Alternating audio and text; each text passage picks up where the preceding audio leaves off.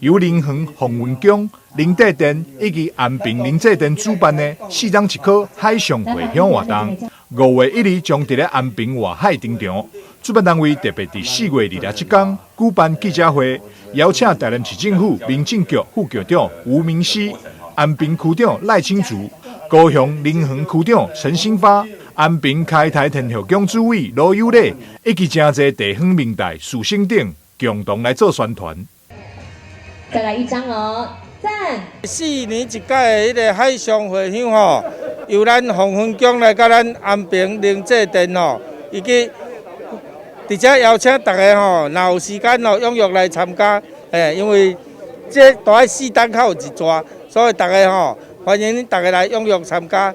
这个活动已经办过了10年啊。以早上起早是小型的2-3只船啊，家己来，但有记录的到今已经钓到界，咱要40年啊。因为安平甲咱高雄等于讲海上一条线，掠鱼的来到安平遮，伫遮休困。也是有大风大浪，拢伫遮咧休困就对啊，避难啦吼。所以吴新忠安平甲高雄建立一个友谊的桥梁。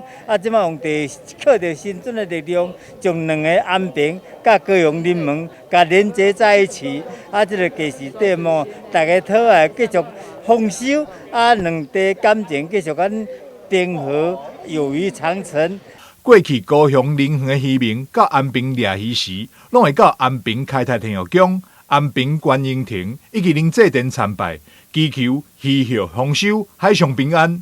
后来因为林园的渔民感念林济殿呵护千岁庇佑，将呵护千岁分灵到林园，并建立林地殿供奉。随着两地情谊渐渐培养起来，海上回乡这项活动嘛变成4档1考固定举行。经过9届，总共37档的办理，同行的船只甲信众嘛愈来愈多。